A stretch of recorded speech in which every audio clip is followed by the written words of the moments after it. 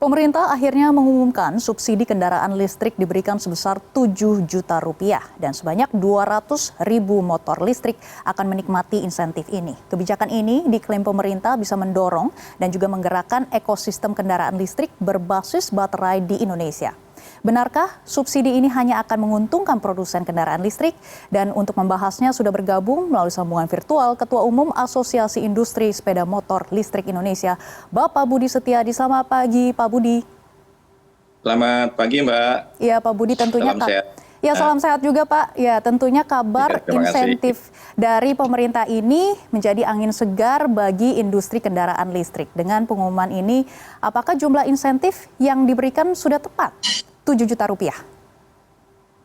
Saya kira apa yang diumumkan kemarin oleh Pak Luhut, kemudian Pak Menteri Perindustrian, dan juga Pak Menteri SDM, bahwa itu sudah cukup lama kita memang mendengar dari semua asosiasi, dan semua APM juga sangat berharap, APM sepeda motor listrik sangat berharap bisa segera diumumkan, karena dengan nilai 7 juta ya kita harapkan itu sangat mendukung dan mendorong terhadap penjualan kita. Memang berapa bulan saat masyarakat pertama kali mendengar ada rencana subsidi, penjualan agak terhenti, agak stuck. Banyak yang walk-in masyarakat untuk melihat bagaimana produksi dan tipe-tipe sepeda motor listrik. Namun demikian banyak yang menunggu subsidi dari pemerintah. Dengan besaran 7 juta kita harapkan akan mendorong dan juga sangat menguntungkan bagi produsen, terutama di beberapa APM yang sangat merasakan sekali ini nanti akan bermanfaat untuk meningkatkan kapasitas produksi, memang sudah menjadi targetnya, dan juga percepatan untuk penjualan kepada masyarakat. Jadi kita semuanya dari APM, terutama dari Asosiasi Industri Sepeda Motor Listrik, mengucapkan terima kasih kepada pemerintah yang sudah mentargetkan sekitar 200 ribu kalau nggak salah ya, untuk penjualan atau subsidi pertama dari pemerintah yang dengan nilai sekitar 7 juta. Demikian, Mbak. Baik, Pak Budi, apakah asosiasi juga yakin pemberian insentif ini bisa mendongkrak ekosistem kendaraan listrik, bukan hanya penjualannya saja, Pak, tetapi ekosistemnya ini? Saya kira terkait menyangkut masalah ekosistem, memang kalau saya melihat dan mengikuti kebijakan pemerintah, bahwa untuk infrastruktur terutama di fast charging itu kan dibangun terutama di sekitar perkotaan dulu. Ada di mall, ada kemudian di apartemen, kemudian di gedung-gedung pemerintah. Dan kalau kemudian penggunaan sepeda motor listrik ini sudah demikian banyak, saya yakin ekosistem akan mengikuti. Artinya bahwa pembangunan infrastruktur yang dibutuhkan supaya masyarakat segera trust bahwa sepeda motor listrik nanti akan bisa berjalan dengan baik, ya memang salah satunya harus disiapkan beberapa fast charging di tempat-tempat umum. Jadi tidak hanya di rumah saja, tapi pada saat mungkin masyarakat jalan itu pasti akan bisa menggunakan fast charging ini. Jadi sejalan dengan pertumbuhan sepeda motor listrik, kita harapkan juga diikuti dengan kebijakan terutama dari pihak PLN atau kemudian swasta untuk menyiapkan beberapa fast charging yang sementara ini sangat ditunggu sekali di beberapa tempat umum dan terutama mungkin di SPBU yang Pertamina juga diperkuat dengan adanya fast charging. Saya yakin dan itu pasti akan tumbuh bersamaan paralel. Pertumbuhan sepeda motor listrik pastinya akan diikuti dengan pembangunan infrastruktur atau ekosistem yang mendukung untuk penggunaan sepeda motor listrik. Demikian, Mbak. Baik, kuncinya adalah pembangunan infrastruktur seperti fast charging station seperti itu ya, Pak Budi. Dan bagaimana Anda melihat keberlangsungan kebijakan ini? Ada beberapa kebijakan pemerintah sebelumnya yang dinilai labil begitu ya, Pak. Seperti dulu pernah tidak boleh ekspor minyak mentah, lalu dalam 1 bulan dilonggarkan kembali. Apakah kebijakan insentif kendaraan listrik ini terjamin secara jangka panjang dan sudah dipertimbangkan secara matang? Kalau saya mengikuti perkembangan pada saat pemerintah bersama dengan beberapa asosiasi yang terkait mendevelop regulasi dari Perpres 55 tahun 2019, kemudian dengan Inpres nomor 7 tahun 2022, dan termasuk beberapa turunan dari Perpres 55, ada peraturan di Menteri Perhubungan, peraturan kemudian dari Kementerian Perindustrian, peraturan dari Kementerian Keuangan, termasuk juga dari Kepolisian. Tentunya itu adalah sebagai konsistensi pemerintah untuk melaksanakan filosofi yang ada di dalam Perpres 55. Adanya insentif fiskal maupun insentif yang non-fiskal. Dan sudah banyak juga pemerintah provinsi yang sekarang sudah membebaskan untuk pajak kendaraannya seperti DKI 0%, dan diikuti juga oleh beberapa provinsi lain secara bersamaan juga sudah menurunkan pajak kendaraan atau BBN satunya. Jadi artinya saya melihat bahwa pemerintah sangat serius untuk mendorong baik produksinya, termasuk juga pembangunan ekosistemnya, termasuk juga adalah penggunaannya.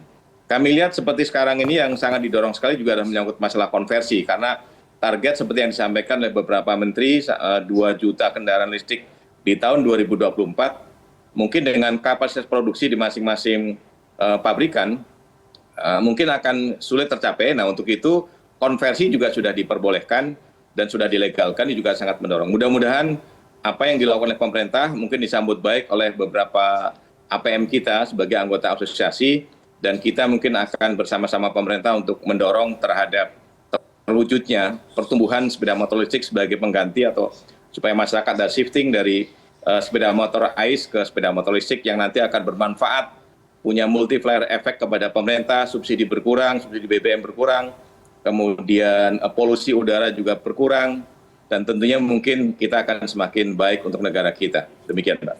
Baik, kebijakan pemerintah yang konsisten tentunya ini diharapkan oleh pelaku industri dan juga masyarakat ya Pak Budi. Dan apakah boleh Anda jabarkan data terkini terkait dengan penjualan kendaraan listrik di tanah air? Dan seberapa besar kira-kira potensi peningkatannya dengan adanya insentif ini, Pak?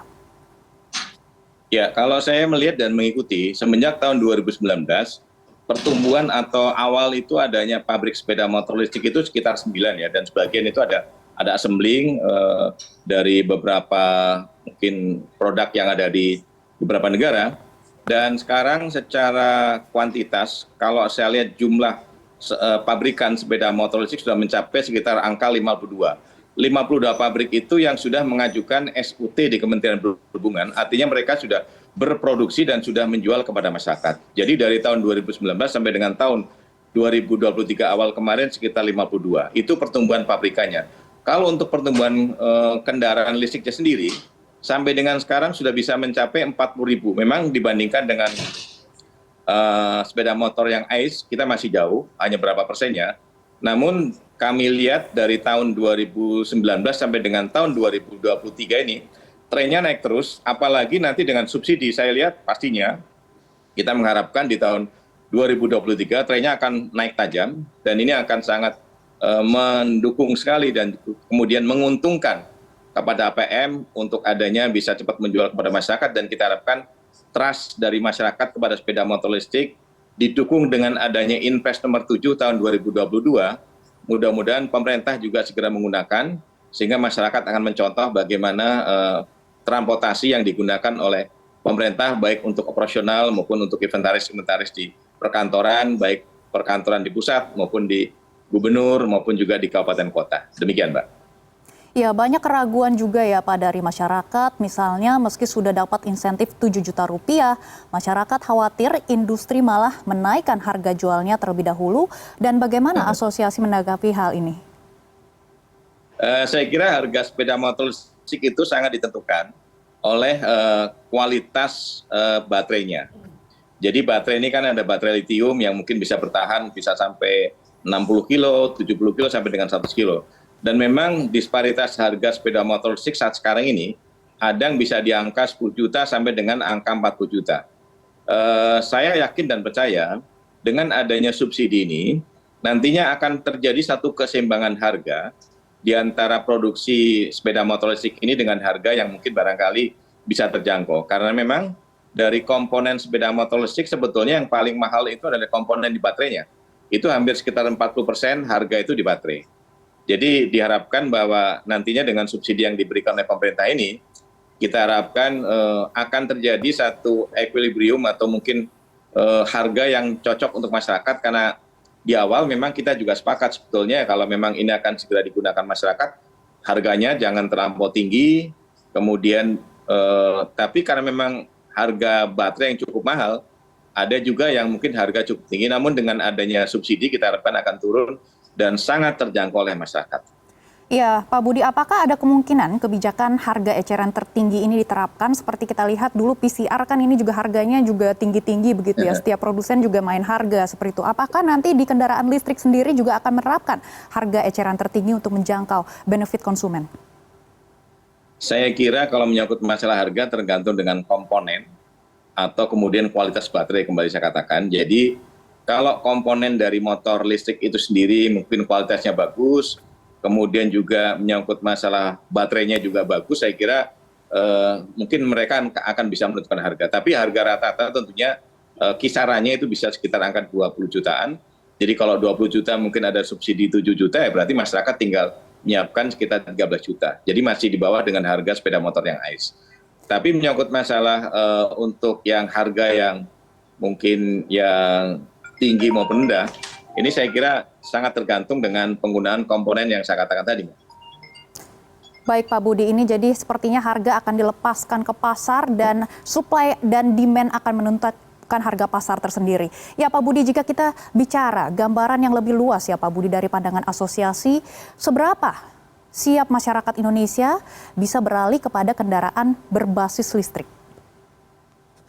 Saya kira tugas dari asosiasi termasuk APM dan juga pemerintah juga menurut saya sangat mendukung sekali adalah memberikan edukasi kepada masyarakat. Sebetulnya masyarakat atau kemudian pemerintah mendorong penggunaan sepeda motor listrik, tujuannya apa? Dan salah satunya memang yang sangat didorong betul adalah supaya subsidi BBM selama ini bisa dikurangi dengan adanya penggunaan sepeda motor listrik yang cukup masif di masyarakat. Berikutnya juga polusi udara. Jadi sepanjang mungkin edukasi yang diberikan oleh semua pihak, termasuk juga APM, termasuk asosiasi, untuk mendukung pemerintah juga memberikan edukasi, kita semua yakin dan percaya shifting masyarakat dari ketergantungan sepeda motor yang berbasis bahan bakar fosil, itu akan segera mengganti ke sepeda motor listrik, ditambah lagi dengan efisiensi. Kalau menggunakan sepeda motor listrik itu mungkin terkait penggunaan listriknya sangat murah sekali. Nanti kita akan coba memberikan komparasi yang sering kita sampaikan kepada masyarakat. Kalau sekian liter bensin, kira-kira mungkin penggunaan listriknya hanya berapa rupiah.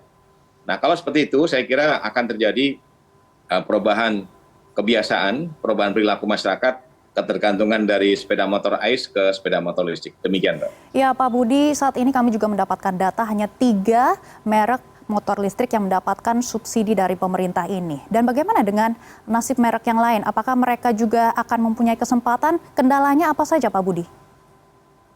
Ya, memang saya juga mendengar dari beberapa media, sementara memang dari awal kita juga mendengar bahwa salah satu indikator untuk pemberian subsidi itu menyangkut masalah local purchase atau TKDN. Ya. TKDN yang 20%, 40%, tapi kemarin saya dengar 40%.